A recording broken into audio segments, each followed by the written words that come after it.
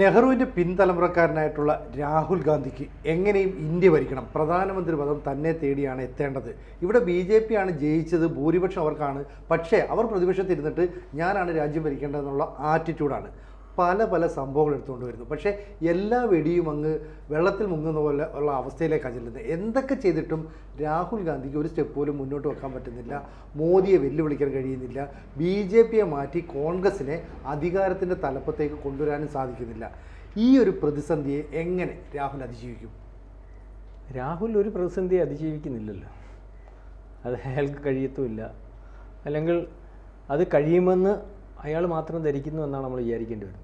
കാരണം ഇപ്പം ലോക്സഭയിൽ നമ്മൾ കാണുന്നതെന്ന് പറഞ്ഞാൽ ഒരു ഭ്രാന്ത് പിടിച്ച രാഹുലിനെയാണ്. കാരണം ലോക്സഭയിൽ ഒരു പ്രതിപക്ഷം അല്ലെങ്കിൽ ഒരു പ്രതിപക്ഷ നേതാവ് വളരെ പുറകോട്ട് പരിശോധിക്കുമ്പോൾ, പ്രതിപക്ഷ നേതാക്കന്മാരെ നമ്മൾ പരിശോധിക്കുമ്പോൾ അവർ കാര്യങ്ങൾ വളരെ പക്വമായിട്ട് അവതരിപ്പിക്കുകയും ആ കാര്യങ്ങൾ അവതരിപ്പിക്കുന്നതിനകത്ത് മെറിറ്റ് ഉണ്ടെന്ന് പുറത്ത് ഒരുപക്ഷെ മാധ്യമങ്ങൾക്കും അല്ലെങ്കിൽ ജനങ്ങൾക്കും തോന്നുന്ന രീതിയിലേക്കുള്ള കാരണങ്ങൾ അല്ലെങ്കിൽ കാര്യങ്ങളാണ് ഉണ്ടായിരുന്നത്. ഇപ്പം എന്തവതരിപ്പിച്ചാലും പരാജയമാണ്. എത്ര പരാജയപ്പെട്ടാലും, എത്ര പരാജയം പൊതുജനം ആഘോഷിച്ചാലും, ആ പരാജയത്തിൻ്റെ ഫലം ആ പാർട്ടി ആഘോഷിച്ചാലും തൻ്റെ നിലപാടിൽ യാതൊരു വ്യത്യാസവും വരുത്തത്തില്ല എന്നുള്ള രീതിയിലേക്കുള്ളൊരു പോക്കാണ്. ഏറ്റവും അവസാനം ഇപ്പോൾ നമ്മൾ കഴിഞ്ഞ ദിവസം പറഞ്ഞതുപോലെ നമ്മൾ പണ്ടത്തെ കാലത്ത് ഓല കെട്ടി വെക്കും, വലിയ റിസ്ക് എടുത്ത്.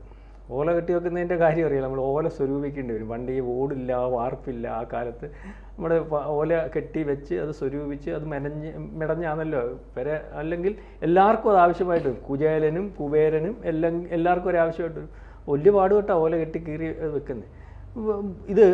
ഈ കീറി വെക്കുന്ന ഓല ഒരു കത്താളെടുത്തിട്ട് 3 കൊത്ത് കൊത്തുമ്പോൾ തറയിൽ വീഴും എന്ന് പറയുന്ന കണക്ക് ഇദ്ദേഹം ബിൽഡപ്പ് ചെയ്തുകൊണ്ട് വരുന്ന സാധനം പാർലമെൻറ്റിലായാലും അത് രാജ്യത്തുടനീളമായാലും അദ്ദേഹത്തിൻ്റെ സമരപദ്ധതികളായാലും സമരപരിപാടികളായാലും എല്ലാം പൊളിക്കുന്നതിന് അദ്ദേഹത്തെ കൊണ്ട് തന്നെ അത് തുടങ്ങി അത് വിശാലമാക്കി അതിനകത്തെ കുഴപ്പങ്ങൾ ആൾക്കാരെ വിളിച്ചു കാണിച്ച് അത് പൊളിച്ചു കൊടുക്കുന്ന അല്ലെങ്കിൽ ഒരു ഭരണപക്ഷവും അല്ലെങ്കിൽ മോദിയും ഒരു BJP ഒക്കെ നമ്മൾ. ഇപ്പോൾ ഇതിനകത്ത് ആദ്യമേ നരവന എന്ന് പറയുന്നൊരു സംഭവം അദ്ദേഹം വലിയ വലിപ്പത്തിൽ കൊണ്ടുവന്നതാണ്.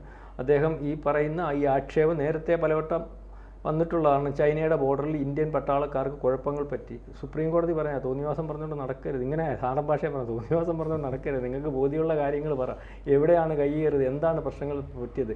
ഇത് അന്നൊരു പട്ടാളക്കാരനാണ് പട്ടാളക്കാരെ അല്ലെങ്കിൽ ഇന്ത്യയെ മോശപ്പെടുത്തുന്ന രീതിയിൽ, ഇന്ത്യയെ അപകടപ്പെടുത്തുന്ന രീതിയിൽ പട്ടാളക്കാരുടെ അല്ലെങ്കിൽ അവർ ചെയ്യുന്ന ജോലിയെ ചോദ്യം ചെയ്യുന്ന രീതിയിലേക്ക് ഉത്തരവാദിത്തപ്പെടുത്തിരുന്ന് അങ്ങനെ സംസാരിക്കരുത്. വീണ്ടും ഇദ്ദേഹം ലഡാക്കിലെ വിഷയമാണെന്ന് അവിടെ പട്ടാളം വന്നപ്പോൾ അവസരോചിതമായിട്ട് ഇടപെടേണ്ടത് എങ്ങനെയാണെന്ന് ഉത്തരവാദിത്തപ്പെട്ട രാഷ്ട്രീയ പാർട്ടിയുടെ നേതാവിനോടും അല്ലെങ്കിൽ ഭരിക്കുന്ന ആളിനോടും ഒക്കെ ചോദിച്ചു. അന്നേരം പറഞ്ഞു വേണ്ട വിധത്തിൽ ഇടപെട്ടോളാൻ.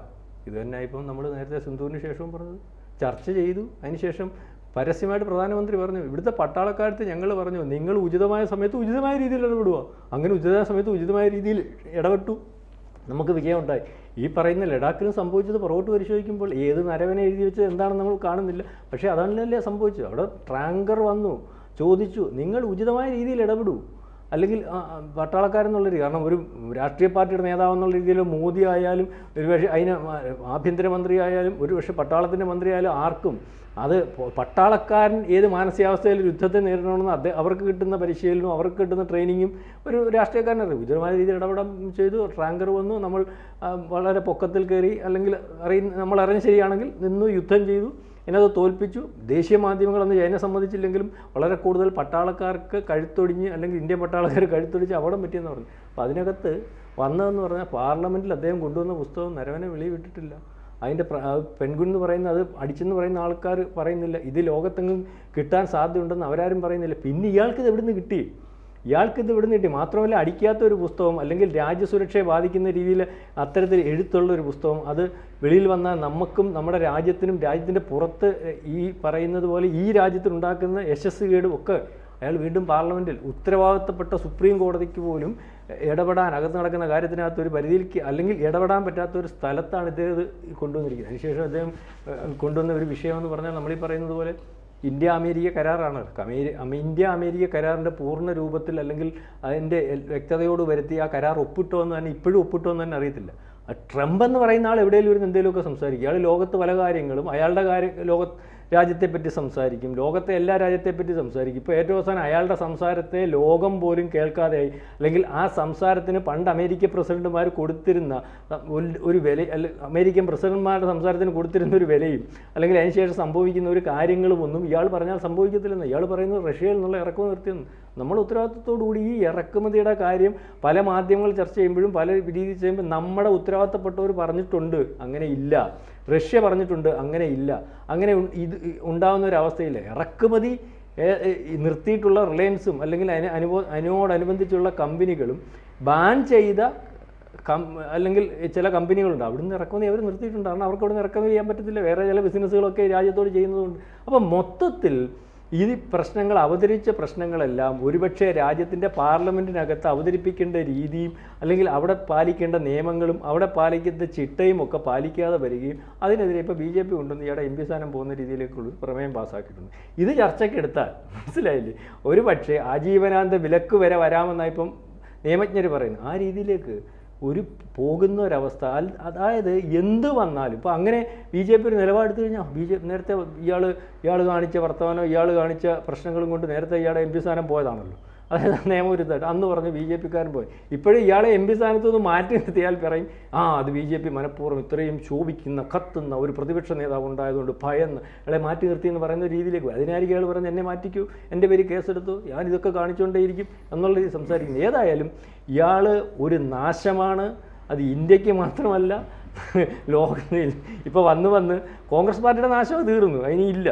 ഇന്ത്യക്കും ഇയാൾ പ്രതിപക്ഷ സ്ഥാനത്ത് ഇരിക്കുന്നതും അല്ലെങ്കിൽ ഇത്തരത്തിൽ ഒരാൾ ഇന്ത്യയിൽ ഉള്ളതും ഇന്ത്യയുടെ ഇപ്പോഴത്തെ ലോകത്തിൻ്റെ യശസ്സിനെ ബാധിക്കുന്ന രീതിയിലും ഒരുപക്ഷെ ശത്രു രാജ്യങ്ങൾ ആഗ്രഹിക്കുന്ന ഒരാൾ അല്ലെങ്കിൽ അവർ സാധിക്കാത്ത ഒരാൾ ഇന്ത്യയിൽ പ്രതിപക്ഷ നേതാവെന്നുള്ള ആളിനെ വെച്ച് സാധിക്കാൻ കഴിയുന്ന രീതിയിലേക്കുള്ള പെർഫോമൻസാണ് പുള്ളി നടത്തിക്കൊണ്ടിരിക്കുന്നത്. എനിക്ക് തോന്നുന്നത് ഈ BJP സർക്കാർ അല്ലെങ്കിൽ BJP രാഷ്ട്രീയ പാർട്ടി രാഹുൽ ഗാന്ധിയുടെ ഈ അംഗത്വം എന്നേക്കുമായിട്ട് ഇല്ലാതാക്കാൻ ശ്രമിക്കുമെന്ന് തോന്നുന്നില്ല. ആദ്യം കാരണം എന്ന് വെച്ചാൽ BJP-യുടെ ഐശ്വര്യം എന്ന് പറയുന്നത് ഇന്ന് രാഹുൽ ഗാന്ധിയാണ്. അതിൻ്റെ ഒരു കാരണം എന്ന് വെച്ച് കഴിഞ്ഞാൽ എനിക്ക് തോന്നുന്നത് ഈ BJP ഏർപ്പാടാക്കിയിട്ടുള്ള PR ഏജൻസിയിൽ നിന്നാണ് രാഹുൽ ഗാന്ധി ഉപദേശം സ്വീകരിക്കുന്നതെന്ന് തോന്നുന്നു. കാരണം BJP ഉദ്ദേശിക്കുന്ന രീതിയിലുള്ള ഒരു ക്യാമ്പയിനും നിലപാടുകളും ഒക്കെയാണ് രാഹുൽ ഗാന്ധി സ്വീകരിക്കുന്നത്. ഉദാഹരണത്തിന് മറ്റേ ഭരണഘടന ശരിക്കും പറഞ്ഞാൽ അത് നമ്മളെ ഇവിടുത്തെ മാധ്യമങ്ങളും ചിന്തിക്കുന്ന മനുഷ്യരുമൊക്കെ ചോദ്യം ചെയ്യേണ്ട അല്ലെങ്കിൽ വിമർശിക്കേണ്ട ഒരു സംഗതിയായിരുന്നു. ഈ തെരഞ്ഞെടുപ്പ് കഴിഞ്ഞതിന് ശേഷം അദ്ദേഹത്തിന് കോൺഗ്രസ്സിന് കുറച്ച് സ്ഥിതി മെച്ചപ്പെടുകയും ചെയ്തു. അപ്പോൾ അതിൻ്റെയൊക്കെ ആവേശത്തിലാണ് അദ്ദേഹം ഈ ഭരണഘടന എടുത്തുകൊണ്ട് അദ്ദേഹം പാർലമെൻറ്റിൽ സത്യപ്രതിജ്ഞ ചെയ്യുന്നത്, അതൊരു ശീലമാക്കിയത്. അതിനെ ബേസ് വെച്ചിട്ടാണ് 1975 ജൂൺ 26 അടിയന്തരാവസ്ഥ പ്രഖ്യാപിച്ച് ജൂൺ 26 ഈ ഭരണഘടനാ സംരക്ഷണ ദിനമായിട്ട് പ്രഖ്യാപിച്ചു. അപ്പോൾ അതിനെ കൗണ്ടർ ചെയ്യാനാണ് ചെയ്തത്. അപ്പം രാഹുൽ ഗാന്ധി കൊണ്ടുവരുന്ന ഓരോ ഈ ഗവൺമെൻറ്റിനെ അറ്റാക്ക് ചെയ്യാൻ കൊണ്ടുവരുന്ന ഓരോ വിഷയവും അതിനെ മനോഹരമായിട്ട് അതിനെ വളരെ വിശാലമായിട്ട് ഇങ്ങനെ കൊണ്ടുവരും. അതിങ്ങനെ BJP വാച്ച് ചെയ്യുന്നത് കാണാം. വാച്ച് ചെയ്തിട്ട് ലാസ്റ്റിൽ ഈ സംഭവം മുഴുവൻ ഇദ്ദേഹത്തിന് എതിരെ ഉപയോഗിക്കും. ഇനിയിപ്പോൾ BJP-യുടെ ഒരു സ്ട്രാറ്റജി എന്ന് പറയുന്നത് കുറേ സംഭവങ്ങളെ അണിനിരത്തിക്കൊണ്ട് രാജ്യദ്രോഹപരമായ ഒരു നിലപാടാണ് രാഹുൽ ഗാന്ധി എടുക്കുന്നത് എന്ന ഒരു നറേറ്റീവിലേക്ക് കൊണ്ടുവന്ന് ഒരു രാജ്യദ്രോഹി എന്ന് സാധാരണ ജനങ്ങൾ ചിന്തിക്കുന്ന രീതിയിലേക്ക് രാഹുൽ ഗാന്ധിയെ മുദ്രകുത്തിക്കുക. അതിൻ്റെ പിന്നിൽ വേറെ ഉദ്ദേശമുണ്ട്. കാര്യം സോണിയാഗാന്ധിയുടെ മകനാണ്. അപ്പോൾ അങ്ങനെയുള്ള ഒരവസ്ഥയിലേക്ക് കൊണ്ടുവരികയും രാഹുൽ ഗാന്ധിയെ കോൺഗ്രസിൻ്റെ നേതൃസ്ഥാനത്ത് ഇങ്ങനെ അല്ലെങ്കിൽ കോൺഗ്രസ്സിന് അദ്ദേഹത്തിൻ്റെ കൈ നിലനിർത്തുകയും ചെയ്തു കഴിഞ്ഞാൽ BJP-ക്ക് ഒരു ശക്തമായ ഭീഷണി സമീപ കാലഘട്ടത്തിലൊന്നും ഉണ്ടാകത്തില്ല. ഉദാഹരണത്തിന് ഈ കഴിഞ്ഞ ഈ സമ്മേളനത്തിൽ ശശി തരൂർ ബജറ്റിനെ ഉള്ള നന്ദി പ്രസംഗത്തിൽ അദ്ദേഹം പ്രസംഗിക്കുകയുണ്ടായി. ബജറ്റിനെ വിമർശിച്ചുകൊണ്ട് അതിഗംഭീരമായ പ്രസംഗങ്ങൾ. ഈ സമീപകാലങ്ങളിൽ ഇന്ത്യൻ പാർലമെൻറ്റ് കണ്ട ഏറ്റവും പ്രൗഢഗംഭീരവും അതേ സമയത്ത് വളരെ വസ്തുതാപരവും പ്രധാനപ്പെട്ട വിഷയങ്ങൾ ഉന്നയിക്കുകയും ഒക്കെ ചെയ്യുന്ന കേരളത്തിൻ്റെയും രാജ്യത്തിൻ്റെയും വിഷയങ്ങളെ പരാമർശിച്ചുകൊണ്ട് അദ്ദേഹം നടത്തിയ പ്രസംഗത്തെ നിർമ്മലാ സീതാരാമനൊക്കെ ആ സഭയിൽ കേട്ടുകൊണ്ടിരുന്ന ആ ബോഡി ലാംഗ്വേജ് തന്നെ കാണണമായിരുന്നു. അത് കഴിഞ്ഞിട്ട് പ്രതിപക്ഷത്തുള്ള കോൺഗ്രസിൻ്റെ എം പിമാരെല്ലാം കൂടെ അദ്ദേഹത്തിന് ചുറ്റും പോയി അഭിനന്ദിക്കുകയൊക്കെ ചെയ്തു. ഒന്ന് ആലോചിച്ച് നോക്കുക, ഈ മല്ലികാർജുൻ ഖാർഗെക്ക് പകരം രാഹുൽ ഗാന്ധി ആയിരുന്നെങ്കിൽ, അല്ലെങ്കിൽ പ്രതിപക്ഷ നേതാവ് രാഹുൽ ഗാന്ധി ആയിരുന്നെങ്കിൽ, കോൺഗ്രസ് പ്രസിഡന്റ് രാഹുൽ ഗാന്ധി ആയിരുന്നെങ്കിൽ ഇന്ന് കോൺഗ്രസിൻ്റെ അവസ്ഥ മാറുമായിരുന്നു. കഴിഞ്ഞ തെരഞ്ഞെടുപ്പിൽ ഇപ്പോൾ 150 സീറ്റ് കോൺഗ്രസിന് കിട്ടി. അത് ആ തെരഞ്ഞെടുപ്പ് മോദി വേഴ്സസ് തരൂർ ആയിരുന്നെങ്കിൽ, ശശി തരൂർ ആവുമായിരുന്നെങ്കിൽ, ശശി തരൂർ മോദി ആ തെരഞ്ഞെടുപ്പ് നയിച്ചത് മോദി വേഴ്സസ് തരൂർ എന്നുള്ള ഒരു ലെവലിലേക്ക് കഴിഞ്ഞ തെരഞ്ഞെടുപ്പ് പോകുമായിരുന്നെങ്കിൽ BJP ഇന്നത്തെ ഈ അവസ്ഥയിൽ പോലും നിൽക്കത്തില്ലായിരുന്നു. പിക്ചർ മൊത്തം മാറുമായിരുന്നു. മാത്രമല്ല, കോൺഗ്രസ്സിന് ഈ രാജ്യത്ത് അതിൻ്റെ വേരുകൾ ഉറങ്ങിക്കിടപ്പുണ്ട്. അത് പൂർണ്ണമായിട്ട് അറ്റുപോവില്ല. കാരണം എന്ന് വെച്ച് കഴിഞ്ഞാൽ അങ്ങനെയാണ് ആ കോൺഗ്രസിൻ്റെ DNA എന്ന് പറയുന്ന സംഗതി. ഗാന്ധി നിക്ഷേപിച്ചിട്ട് പോയിട്ടുള്ള ഒരു DNA ആണ്. സാധാരണക്കാരനിടയില്ല, സാധാരണക്കാരൻ്റെ ഏറ്റവും ഇപ്പോൾ കാട്ടിലുള്ളവനാണെങ്കിൽ പോലും, ഇപ്പോൾ കാട്ടിനുള്ളിൽ താമസിക്കുന്ന വ്യക്തികളാണെങ്കിൽ പോലും ഈ രാജ്യത്തിൻ്റെ പൊതു സംസ്കാരത്തെ പിൻപറ്റുന്നവരാണ്. ഇപ്പോൾ ഉദാഹരണത്തിന് നമ്മുടെ സൈലൻറ്റ് വാലി, ഈ സൈലൻറ്റ് വാലി എന്ന് പറയുന്നത് ഇപ്പോഴും അത്യാവശ്യം ഭേദപ്പെട്ടിരിക്കുക. അന്ന് നമ്മൾ കേരളത്തിലെ ആ പ്രക്ഷോഭം ഇന്ദിരാഗാന്ധിയുടെ ഇടപെടലും കൊണ്ടാണ് സൈലൻറ്റ് വാലി നിലനിൽക്കുന്നത്. സൈലൻറ്റ് വാലിയുടെ അങ്ങേ അറ്റത്തുനിന്ന് തുടങ്ങുന്ന ആ നദിയുടെ പേരാണ് കുന്തിപ്പുഴ. സൈലൻറ്റ് വാലി ആ കുന്തിപ്പുഴയിലേക്ക് പോകുന്ന വഴിയിലുള്ള സ്ഥലമാണ് സൈരന്ധ്രി. അവിടെയൊക്കെ ഈ പഞ്ചപാണ്ഡവരും ഒന്ന് ഒളിച്ച് താമസിച്ച സ്ഥലം എന്നാണ് സങ്കല്പം. ഇതൊന്നും പഞ്ചപാണ്ഡവരും പാഞ്ചാലി അങ്ങനെയുള്ള സംഗതികളൊന്നും ഉണ്ടായിട്ടല്ല. പക്ഷേ ഈ ഒരു കഥയെ പ്രാദേശികമായ സ്ഥലവുമായി ബന്ധപ്പെടുത്തി ഒരു പവിത്രീകരണത്തിലൂടെ അതിൻ്റെ എക്കോളജിയെയും അവിടെ അത് സൂക്ഷിക്കാനും അതോടൊപ്പം തന്നെ ഈ രാജ്യത്തിൻ്റെ സംസ്കാരത്തിൻ്റെ ഈ സത്ത ഉറങ്ങിക്കിടക്കുന്ന ആ പുരാണത്തെ കാട്ടിലുള്ള ജനങ്ങളുമായിട്ട് പോലും ബന്ധിപ്പിക്കുന്ന രീതിയിലാണ്. അത്ര മനോഹരമായിട്ടാണ് ഇതെല്ലാം സൃഷ്ടിച്ചിരിക്കുന്നത്. അതാണ് പറഞ്ഞത്, ഇത് നമുക്ക് ഒറ്റ നോട്ടത്തിന് കിട്ടത്തില്ല. ഇത് ഗാന്ധിജിക്ക് മനസ്സിലായി, ഇവിടെ ശ്രീനാരായണ ഗുരുവിന് മനസ്സിലായി. അപ്പോൾ ഈ ഒരു സംസ്കാരം ഈ കോൺഗ്രസിൻ്റെ ഉള്ളിൽ ഉറങ്ങിക്കിടപ്പുണ്ട്. അത് ഇന്ന് ഇന്ത്യൻ രാഷ്ട്രീയത്തിൽ അറിയാവുന്ന ഏക വ്യക്തി എന്ന് പറയുന്നത് ശശി തരൂരാണ്. ശശി തരൂർ അങ്ങനെ പ്രസംഗിച്ചപ്പോൾ എന്തുകൊണ്ട് ശ്രദ്ധിക്കപ്പെട്ടു എന്ന് പറഞ്ഞാൽ അദ്ദേഹത്തിന് ക്രെഡിബിലിറ്റി ഉണ്ട്. അദ്ദേഹത്തിൻ്റെ ഒരു ഒറ്റ വീക്ഷണം മാത്രം മതി രാഹുൽ ഗാന്ധിക്ക്. രാഷ്ട്രമുണ്ടെങ്കിലേ രാഷ്ട്രീയമുള്ളൂ. ഈ ക്ലാരിറ്റി ഇന്ന് ഈ കോൺഗ്രസ് നേതാവിനോ അല്ലെങ്കിൽ അദ്ദേഹത്തിന് ദൈനംദിന അടിസ്ഥാനത്തിൽ ഉപദേശം നൽകുന്ന KC വേണുഗോപാലിനോ ഉണ്ടെങ്കിൽ ഈ പ്രശ്നം ഉണ്ടാകത്തില്ല. ഈ ഒരു കാഴ്ചപ്പാടിൽ നിന്നുകൊണ്ടാണ് ഈ ഗവൺമെൻറ്റിൻ്റെ വളരെ ശ്ലാഘനീയമായ നടപടികളെ ശ്ലാഘിക്കുകയും അതോടൊപ്പം തന്നെ വിമർശിക്കുകയും ചെയ്യുന്നു. അല്ല, എല്ലാത്തിനെയും കണ്ണടച്ച് ശശി തരൂർ വിമർശിക്കുന്നില്ല. അതുപോലെ പഹൽഗാം ആക്രമണം ഉണ്ടായ സമയത്ത് അദ്ദേഹം ഒരു സ്ട്രോങ് സ്റ്റാൻഡ് എടുത്തു, ക്ലാരിറ്റി ആയിരുന്നു അത്.